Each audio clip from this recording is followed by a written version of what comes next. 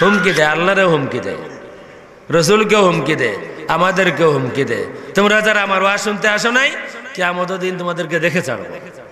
তোমাদের দুঃখ বলতেছ, তোমাদের দুঃখ শোনার সাথে সাথে তোমার চোখে পানি আসার আগে রসুলের চোখে পানি আসে। এই রসুল এমন, উম্মতের কষ্ট হলে রসুলের কষ্ট হয়।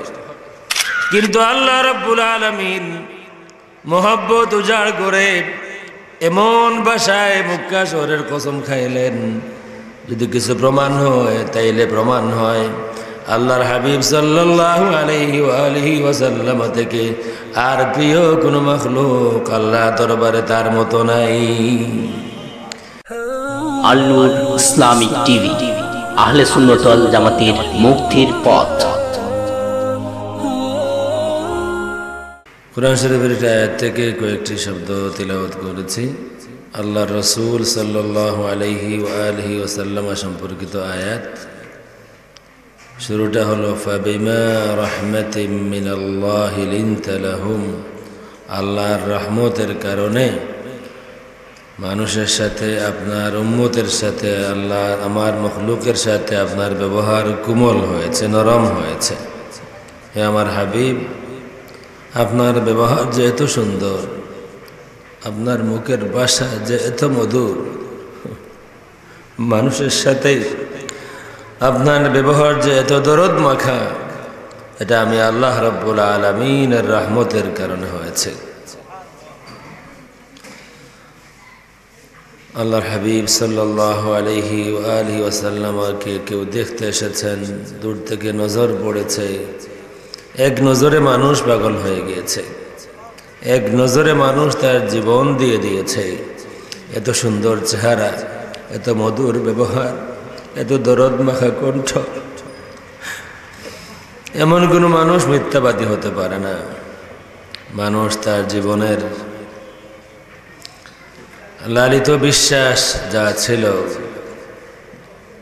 যে মক্কা থেকে বা আরব থেকে, ইসমাইলি থেকে কোনো নবী আসবেন না। আল্লাহর হাবিব সাল্লাল্লাহু আলাইহি ওয়া আলিহি ওয়াসাল্লামের চেহারা এক নজর, সামান্য দু একটি শব্দ শোনার পর মানুষ তার সারা জীবনের লালিত বিশ্বাসকে ত্যাগ করে আল্লাহর হাবিব সাল্লাল্লাহু আলাইহি ওয়া আলিহি ওয়াসাল্লামের কদমে তার জীবন কুরবান করে দিয়েছে। এরপরে আল্লাহ রাব্বুল আলামিন বলেন, ওয়ালাউ কুনতা ফাযযান গালিযাল কলবি লানফাদ্দু মিন হাওলিক, হাবিব আমার, আপনার ভাষা যদি কর্কশ হতো, আপনার মুখের ভাষা যদি সুন্দর না হতো, মধুর না হতো, আপনার অন্তর যদি কঠোর না হতো, যদি আমি আল্লাহ রাব্বুল আলামিন আপনার অন্তরকে বিশাল আকার বানিয়ে না দিতাম, প্রশস্ততা না দিতাম, তাইলে আপনার কঠোর ভাষা শুনে, আপনার ছোট্ট কলিজা, আপনার সামান্য অন্তরের ব্যবহার দেখে মানুষ আপনার কাছে আসা দূরের কথা, মানুষ আপনার থেকে দূরে সরে যেত। যা আমাদের মধ্যে আছে। কারো বয়ান শুনলে আপনার মনে হবে যে এটা দারোগা, বয়ান শুনলেই মনে হবে যে এটা দারোগা, এটা কোনো আল্লাহর রসুলকে আল্লাহ বলেছেন আমি আপনাকে দারোগা বানিয়ে পাঠাইনি, রাহমাতুল আলামিন বানিয়ে পাঠিয়েছি। আমি যদি বলি যে এখানে বাজারে, আশেপাশে বাজার আছে, দৌলতপুর বিভিন্ন করে আমরা লজিং ছিলাম, আমি, আমার ভাই যারা আছেন, আমার বাবাকে এলাকার মানুষ বেশ সম্মান করেছেন। আমি যদি বলি যে আমি শ্রীরামপুরি হুজুরের ছোট ছেলে আসলাম, আপনারা যারা আমার বয়ান শুনতে আসেন নাই, আপনাদেরকে কিয়ামতের দিন দেখে ছাড়ব, তা আপনাদের কি মনে হবে?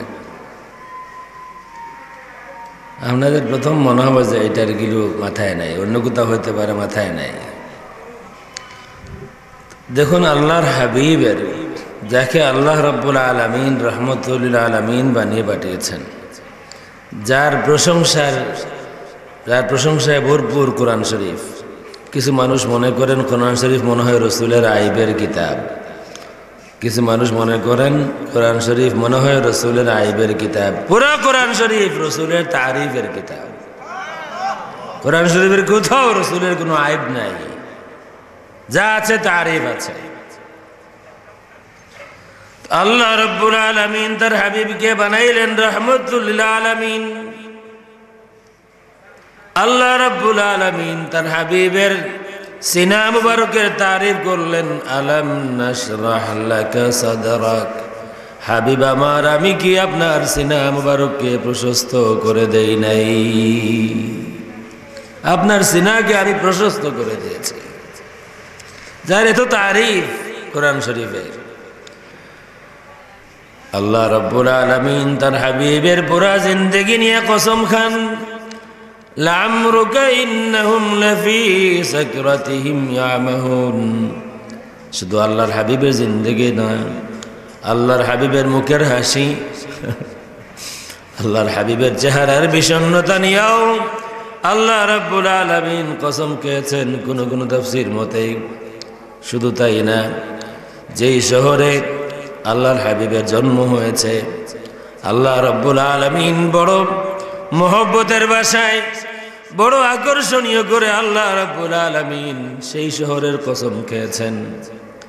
আল্লাহ রাব্বুল আলামিন বলতে পারতেন মক্কা শহরের কসম, আল্লাহ রাব্বুল আলামিন বলতে পারতেন মদিনা শহরের কসম, কিন্তু আল্লাহ রাব্বুল আলামিন মোহব্বত উজাড় করে এমন ভাষায় মক্কা শহরের কসম খাইলেন, যদি কিছু প্রমাণ হয় তাইলে প্রমাণ হয় আল্লাহর হাবিব সাল্লাল্লাহু আলাইহি ওয়াসাল্লাম থেকে আর প্রিয় কোন মাখলুক আল্লাহ দরবারে তার মতো নাই। লা উকসিমু বিহাদাল বালাদ। হাবিব আমার, আমি এই শহরের কসম খাই। ওগো আল্লাহ, কোন শহরের কসম? আল্লাহ রাব্বুল আলামিন জবাব দেন, ওয়া আনতা হিল্লুম বিহাদাল বালাদ। ওই শহরের কসম খাই যেই শহরে আপনি বসবাস করেন, যেই শহরে আপনার সকাল হয় আপনার সন্ধ্যা হয়, যেই শহরে আকাশের চাঁদ রাত হলে আপনাকে সালাম জানায়, যেই শহরে দিনের সূর্য সকাল হলে আপনাকে সালাম দিয়ে বিদায় হয়, আমি ওই শহরের কসম খাই। ওগো আল্লাহ, এমন শহর তো দুইটা আছে, মক্কা শহর আছে, মদিনা শহর আছে। আল্লাহ রাব্বুল আলামিন ফাইনাল জবাব দেন, ওয়া ওয়ালিদিন ওয়া মা ওয়ালাদ। আমি একজন জন্মদাতা পিতার কসম খাই, আমি একজন নবজাতক শিশুর কসম খাই। অর্থাৎ হাবিব আমার, আমি যেই শহরের কসম খাই সেই শহর মক্কা মুকাররমা। কেন কসম খাই? এই শহরে আপনার জন্ম হয়েছে।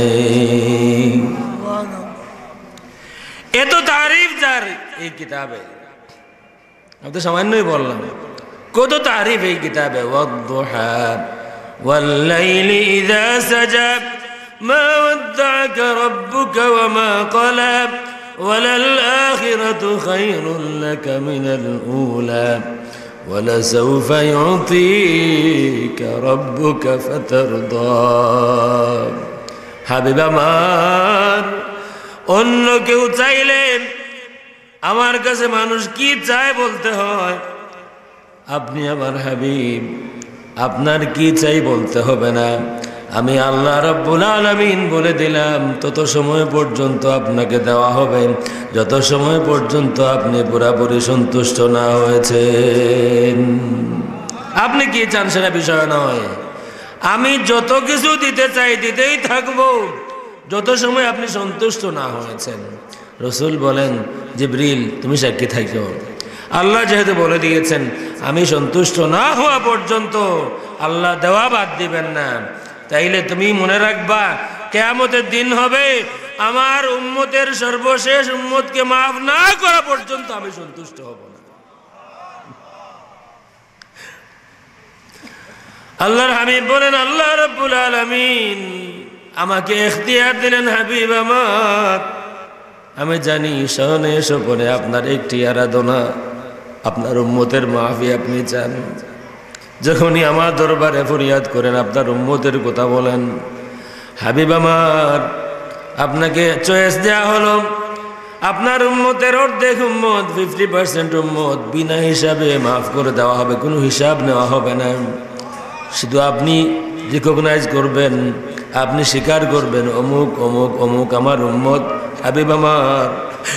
আপনি স্বীকার করে নিলে আপনার উম্মতের 50% উম্মত বিনা হিসাব মাফ করে দিব। দ্বিতীয় চয়েস হলো কতজন মাফ করব গ্যারান্টি নাই, তবে আমি আল্লাহ রব্বুল আলামিন আপনাকে শাফাআতের অধিকার দেব। আল্লাহর হাবিব বলেন, হে আল্লাহ, আমি তো আমার অর্ধেক উম্মতের নবী নই, তুমি আমার 50% উম্মতকে বিনা হিসাব মাফ করে দিলে বাকি 50% জাহান্নামে থাকবে। আল্লাহ, আমি আমার অর্ধেক উম্মতের নবী নই। আল্লাহ 50% চাই না, শাফাআতের অধিকার দাও কাল কিয়ামতের ময়দানে। তত সময় শাফাআত করতে থাকবো যত সময় আমার একজন ইমানদার উম্মত জাহান্নামে আছে। এই নবী যার শান, তার সম্পর্কে এই দুই কথা কেন? ওয়ালাউ কুনতা ফাযযান গালিযাল কলবি লানফাদ্দু মিন হাওলিক। হাবিব আমার, আপনার মুখের ভাষা যদি কর্কশ হতো, তাইলে কি আল্লাহ রসুলের মুখের ভাষা কোনোদিন কর্কশ ছিল? মানে আল্লাহ রসুল কি খারাপ ভাষা ব্যবহার করতেন কোনো সময়? আল্লাহ রসুলের সিনাটা, হৃদয়টা কোনো সময় সংকীর্ণ ছিল? মানে এমন কোনো একটা প্রমাণ কি আছে যে এই ঘটনায় রসুলের এই হাদিসে এই বাণীতে প্রমাণ হয় রসুলের দিলটা ছোট ছিল? কোন কিছু কারো জানা আছে? নাই। নাই যেহেতু, তাইলে আল্লাহ রাব্বুল আলামিন কেন বললেন ওয়ালাউ কুনতা ফাযযান গালিযাল কলবি লানফাদ্দু মিন হাওলিক। হাবিব আমার, মুখের ভাষা যদি নরম না হয়ে কর্কশ হয় আর দিল যদি ছোট হয়, তাইলে দ্বীনের খেদমত হবে না। আমি আল্লাহ রব্বুল আলামিন কর্কশ ভাষা দিয়ে আপনাকে সৃষ্টি করি না, ছোট দিল দিয়ে আপনাকে বানাই নাই। আমি আল্লাহ রব্বুল আলামিন বিশাল দিলের বানিক বানাই আপনাকে দুনিয়াতে পাঠিয়েছি, যেই দিলে সকলের জায়গা হয়। আমাদের তো হয় না, আমাদের হয় না। আমি বড় মানুষ, আমার পাশে সবাই বসবে কেন? আমি বড় মানুষ, আমার পাশে সবাই বসবে কেন? এক দোষী মানুষ, সে কেন আমার পরিচয় দেবে? আমাদের হিসাব কিতাব এইভাবে হয়। আমি যেহেতু বড় মানুষ, এখন ইন পাবলিক যদি আমার পাশে অন্য কেউ বসে যে দোষী বা আসামি, তাহলে আমার বদনামি হবে, মানুষ মনে করবে যে তারা। এই কারণে আমি চাইব না যে মানুষ দেখুক একজন সাধারণ মানুষ, নগণ্য মানুষ, সে আমার পাশে, তার সাথে আমার খাতির আছে, মানুষ যেন এটা না দেখে। যদি গোপন খাতির দেখে, কিন্তু প্রকাশ্যে আমরা এটা চাই না। আর রহমতুল্লিল আলামিন যদি আমাদের হিসাবে রসুল চলতেন, আমরা কেউ মুসলমান হতে পারতাম না। যদি রসুল শুধু দেখে দেখে সমাজের ভালো ভালো মানুষ যারা, সম্মানী ভালো বংশের মানুষ যারা, এদেরকে এই পাশে স্থান দিতেন, আমরা মুসলমান হতে পারতাম না। লাঞ্ছিত বঞ্চিত হয়ে কোনো মানুষ যাকে তার আপনজন জায়গা দেয়নি, যা তার যেই করে জন্ম নিয়েছে সেই করে জায়গা হয়নি, এমন বঞ্চিত কোন মানুষ রসুলের দরবারে হাজির হয়েছেন। আল্লাহর হাবিব বলেন, তোমার নাম কি? বলেন, আমার নাম আব্দুল উজ্জা। রসুল বলেন, না, তোমার নাম আব্দুল উজ্জা না, তোমার নাম আব্দুল্লাহ। তোমার কেউ কে আছে? ইয়া রাসূলুল্লাহ, আমার কেউ নাই। মায়ের ঘরে আমার জায়গা হয়নি, বাবা নাই, চাচা তার ঘরে জায়গা দেননি। আল্লাহ রসুল বলেন, কে বলেছে তোমার কেউ নাই?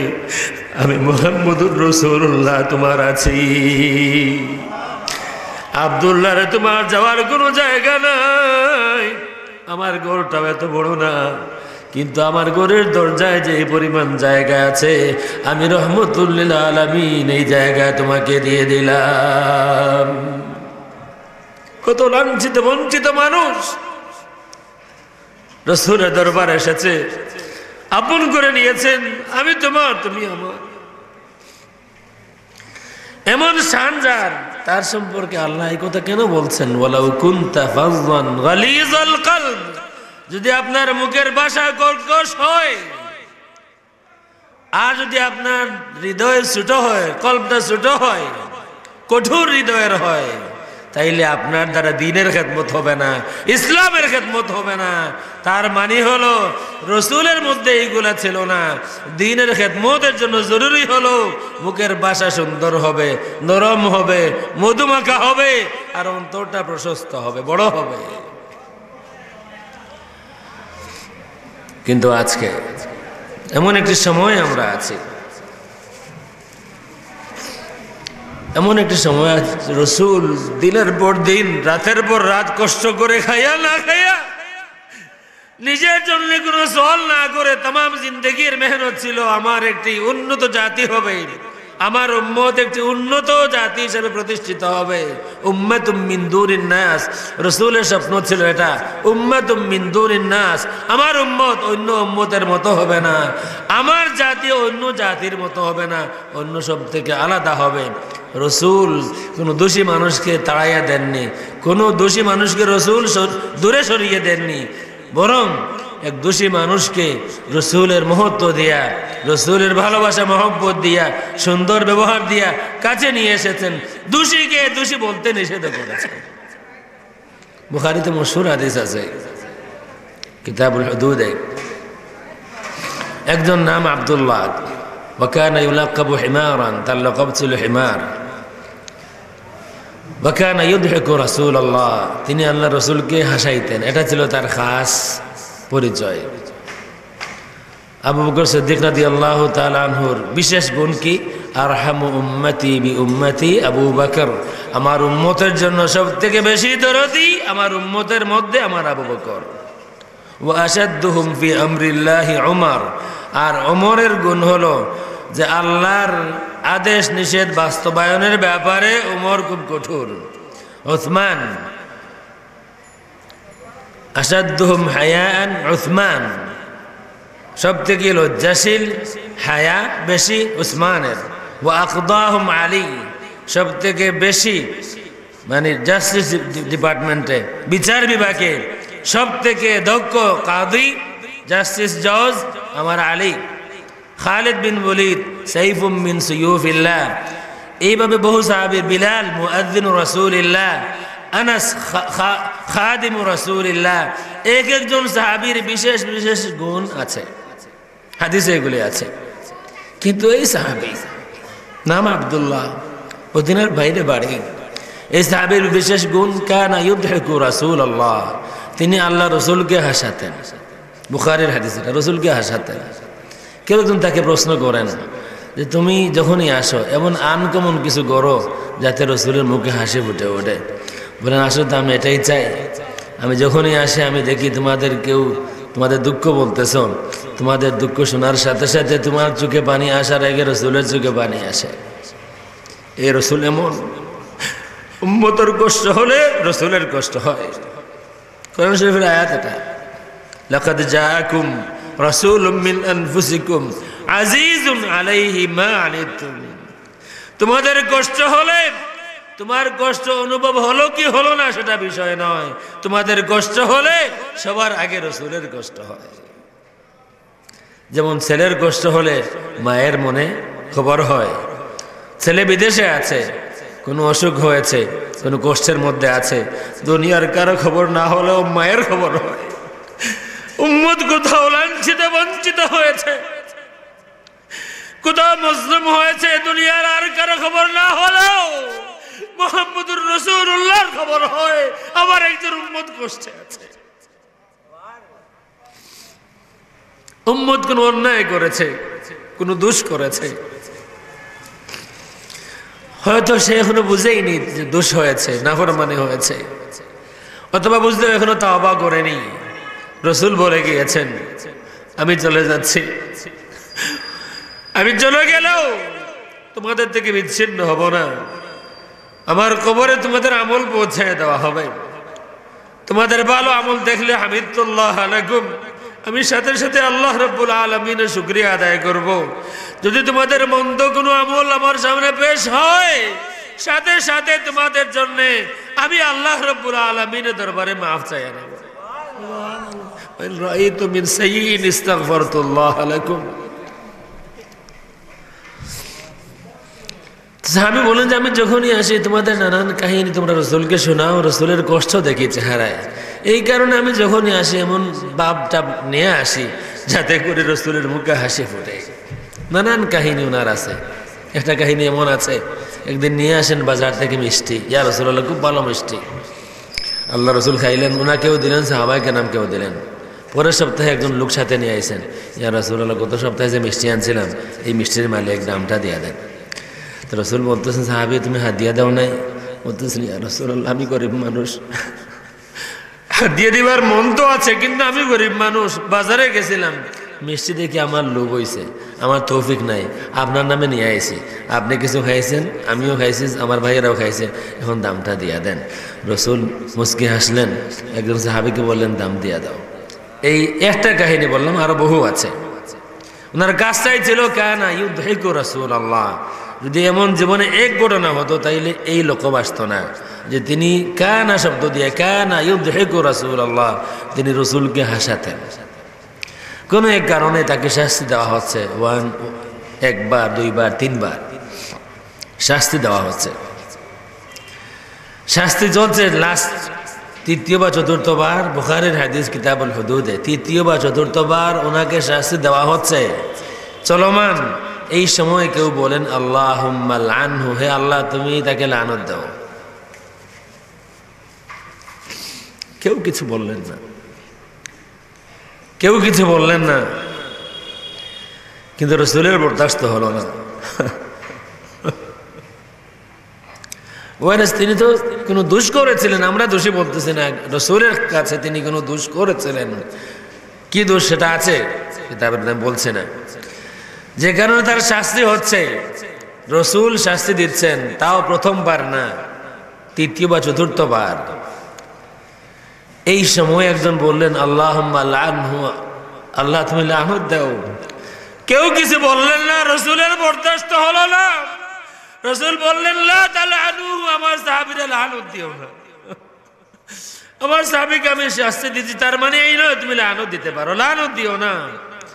এখানেই থামলেন না, রসুল সাক্ষী দিলেন, আল্লাহর জাতের কসম আমি আমার সাহাবীকে যতটুকু জানি, যদিও তার শাস্তি হচ্ছে, কিন্তু আমি সাক্ষী দিচ্ছি আমি যতটুকু জানি সে ইউহিব্বুল্লাহ ওয়া রাসূলা, সে আল্লাহ এবং তার রাসূলকে মহব্বত করে।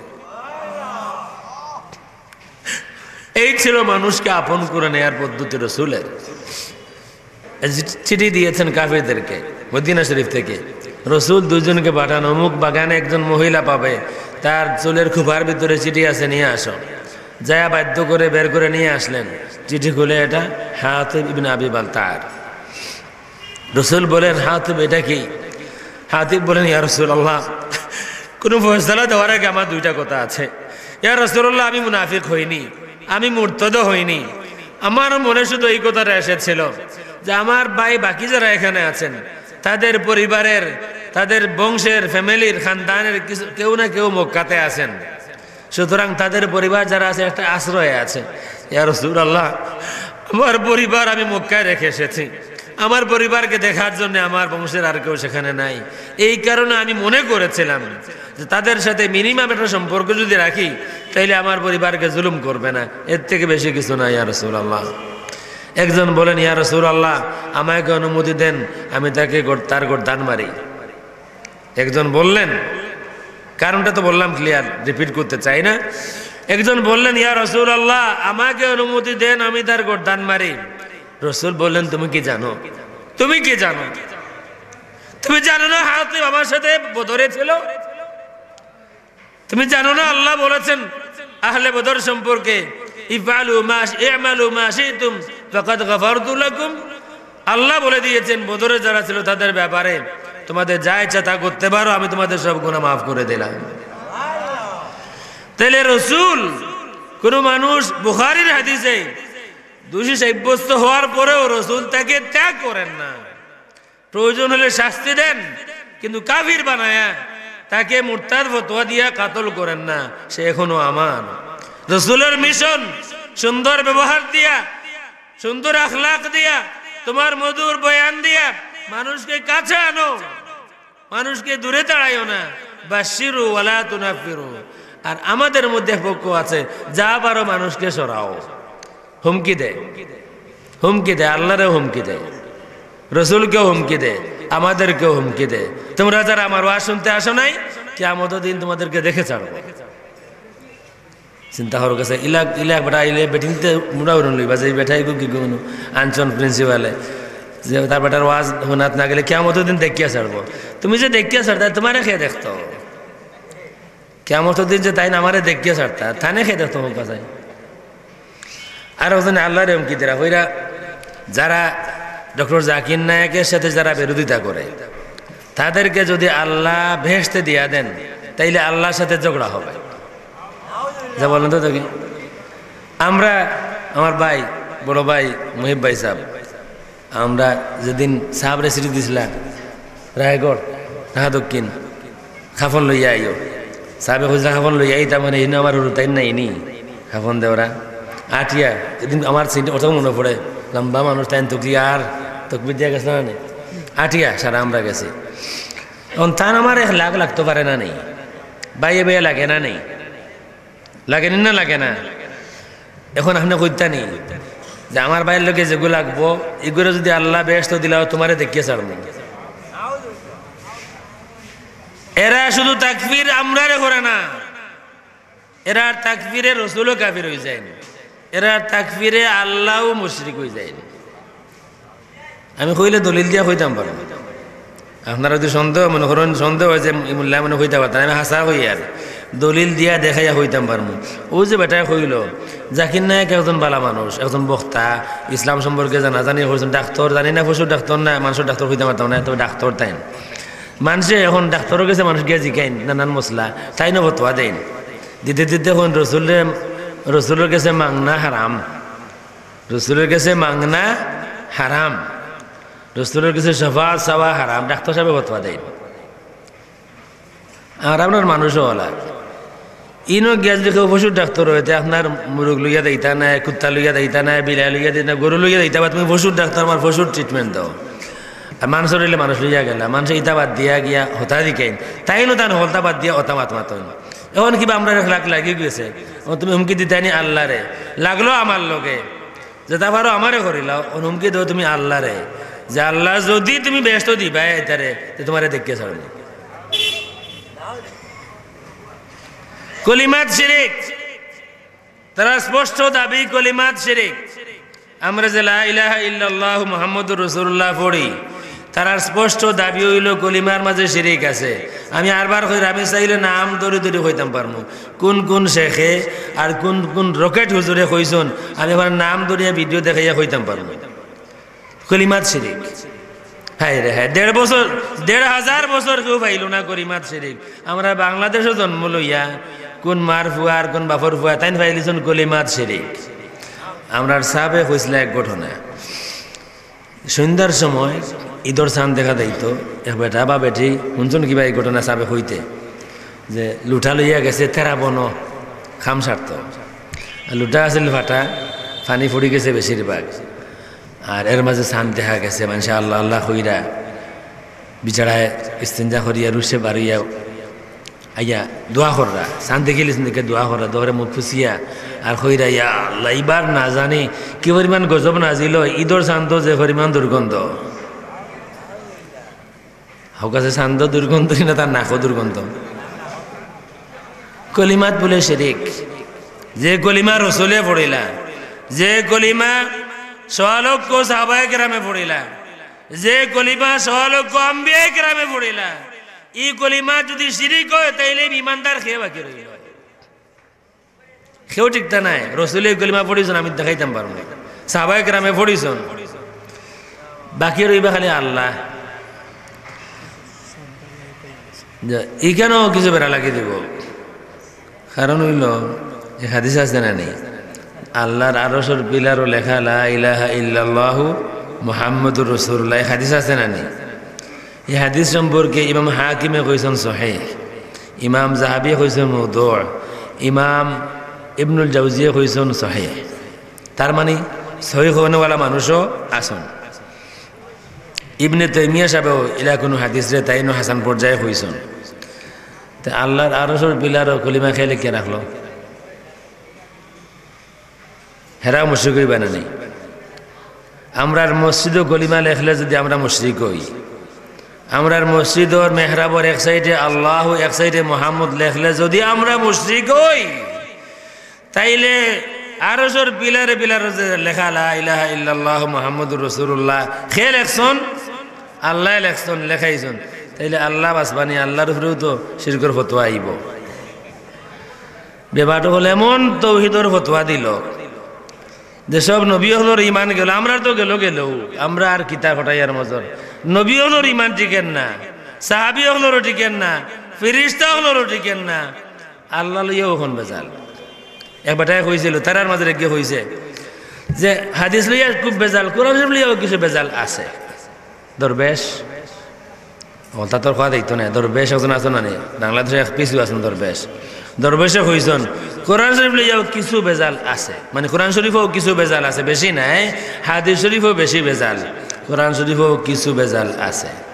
এখন তারা আইয়া ডাক্তারের ইঞ্জিনিয়ারে মিলিয়া আর দরবেশে মিলিয়া কোরআন শরীফও বেজাল বার হইলে এরা কিছু আছে, হেন বার হইলে এরা কলিমাত শিরিক আছে। এখন তার বাদে দেখা যাইব যে আল্লাহও জাগাত রইরা না, আর তাইনও শিরিক কররা, খালি তারাও রইবা শিরিক মুক্ত মনে হয়। আল্লাহ রাব্বুল আলামিন হেফাজত করক। ইসলাম তাকফিরি কোনো ধর্ম নাই, ইসলাম তাকফিরি কোনো ধর্ম নাই। মানুষে কুফরি করলে কাফির হইব, কিন্তু ইসলাম পাইকারি তাকফিরি কোনো ধর্ম নাই যে ইজমালি কাফির কই দিতা পুরা গোষ্ঠী কাফির কই দিতা, ইলা নাই।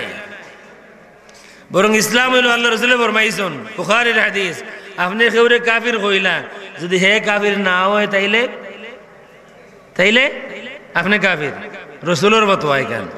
রসুলের ফতোয়া কেউরে আপনি কাফির কইছেন, হেন কাফির না হইলে আপনি কাফির। কেউরে আপনি মুশরিক কইলা, হেন মুশরিক না হইলে আপনি মুশরিক। আপনি কই দিলা শাহজালাল রহমতুল্লাহি আলাইহির মাজার শরীফের আড্ডাখানা, ইগো যদি সত্য না হয় তাইলে আপনার বালাখানা এটা হইব শরীফের আড্ডাখানা। ইসলাম তাকফিরি ধর্ম নাই, আহলুস সুন্নাত ওয়াল জামাআত তাকফিরি কোনো মাসলাক নাই। আল্লাহ রাব্বুল আলামিন আজান হয়ে গেছে মনে হয়, আজান হয়েছে। আল্লাহ রাব্বুল আলামিনে আমরা হেফাজত করতা, আমরার মুখর বাসা নরম হইতো, আমরা দিল প্রশস্ত হইতো, বড় দিল হইতো। আমরা এক মানুষে কোনো দোষ করছে আমার লগে মিলেন না, তার মানে তারে খারিজ করে দিতাম না। হে স্টিল আমার ভাই, এখনো আমার ভাই, আমার নবীর নাম কলিমা হে পড়ের, কোনো মসলাত আমার দিমত হইছে, এই কারণে হে কাফির হইছে না।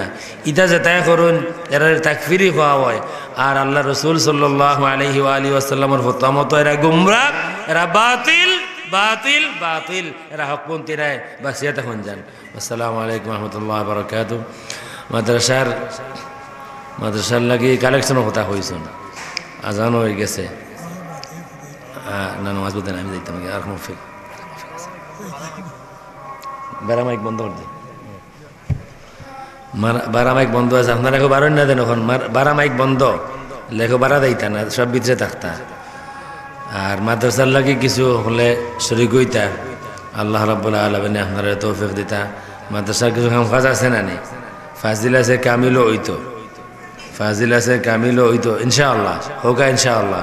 ফাজিলও মনে হয় এখনো পুরা হয়েছে না, কিন্তু প্রিন্সিপাল সাহেব আসন যদি মেহনত করেন লাগিয়ে তখন এক সময় কমপ্লিট হইব, এর বাদে কামিলও হইতো না নি। তো কাইলে দেখবা ই মাদ্রাসার বাদে শুরু হয়েছে, ওটা মাদ্রাসাও কামিল হয়ে গেছে। এর লাগে আল্লাহ রাব্বুল আলামিন আপনারা আমরা তৌফিক দিতে, আপনার লগে আমরা থাকবো ইনশাআল্লাহ। আপনারা যেহেতু আপনার এলাকার আপনারা বেশি দিবে, আমরা কম দিব আর কি, কিন্তু শরীক থাকবো ইনশাআল্লাহ।